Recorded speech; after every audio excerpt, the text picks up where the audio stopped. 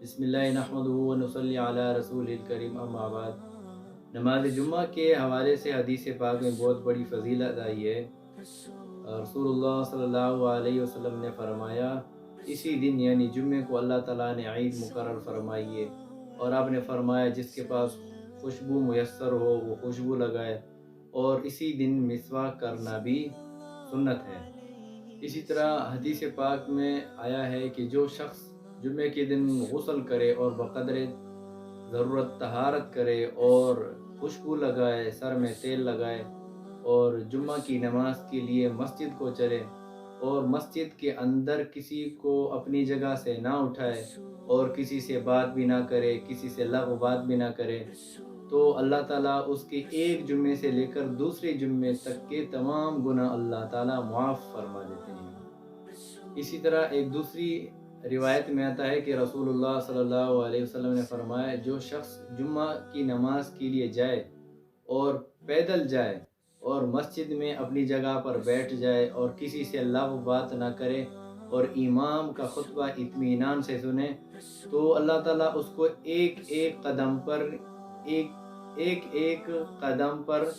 1 साल का सवाब और 1 साल रोज़ों का सवाब और 1 साल नमाजों का सवाब अता फरमा देते हैं। इसी तरह रसूलुल्लाह सल्लल्लाहु अलैहि वसल्लम ने फरमाया, जो शख्स जुम्मा की नमाज को जाए,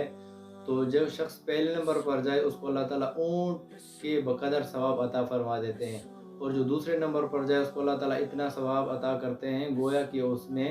गाय अल्लाह की राह में कुर्बान कर दी, और जो तीसरे नंबर पर मस्जिद में जाए अल्लाह ताला उसको इतना सवाब अता करते हैं गोया कि उसने अल्लाह की राह में भेड़ या बकरी अल्लाह की राह में कुर्बान कर दी। इसी तरह जो नंबर बाई नंबर जाता है तो अल्लाह ताला उसको इतना सवाब अता फरमाते हैं गोया कि उसने अल्लाह की राह में मुर्गी ज़िबा कर दी। इसी तरह जो इससे भी आगे जाए बाद वाला हो तो अल्लाह ताला उसको इतना सवाब अता कर देते हैं गोया कि उसने अल्लाह की राह में अंडा खैरात कर दिया। तो इसी तरह चलते चलते अल्लाह ताला उस लोगों को सवाब अता फरमाते हैं, और उसके बाद जब इमाम अपनी बात ख़त्म कर देते हैं और ख़ुतबा शुरू कर देते हैं तो फ़रिश्ते अपनी किताब बंद कर देते हैं, और उसके बाद फ़रिश्ते भी इमाम के ख़ुतबे सुनने में मसरूफ़ हो जाते हैं।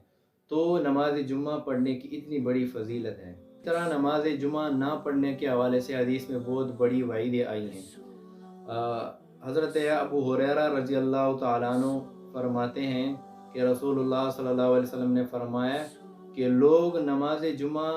ना पढ़ने से बाज आ जाएं, वगरना अल्लाह ताला उनके दिलों पर मोहर लगा देंगे और वो सख्त गफलत में पड़ जाएंगे। इसी तरह नबी करीम सल्लल्लाहु अलैहि वसल्लम ने फरमाया उस शख्स के हवाले से जो नमाज जुमा नहीं पढ़ता, उसके हवाले से आप सल्लल्लाहु अलैहि वसल्लम ने फरमाया कि जो शख्स नमाज जुमा 3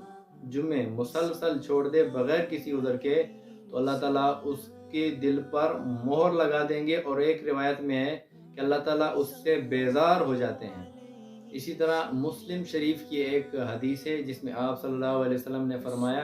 कि मेरा दिल चाहता है कि मैं अपने मुसल्ले पर किसी और को खड़ा कर दूं और उन लोगों के घरों में दाखिल हो जाऊं जो लोग नमाज जुम्मा नहीं पढ़ते, मैं उनके घरों को आग लगा दूं। तो आप समात फरमा लें कि आप सल्लल्लाहु अलैहि वसल्लम क्या फरमा रहे हैं कि नमाज जुम्मा ना पढ़ने वालों के बारे में आप सल्लल्लाहु अलैहि वसल्लम ने फरमाया कि मेरा दिल करता है कि मैं उनके घरों में जाकर उनके घरों को आग लगा दूं। इस तरह रसूलुल्लाह सल्लल्लाहु अलैहि वसल्लम ने फरमाया कि जो शख्स बिला ज़रूरत जुम्मा की नमाज छोड़ देता है तो बिला शक वो मुनाफिकों की लिस्ट में शुमार किया जाता है। आप अंदाज़ा फरमा लें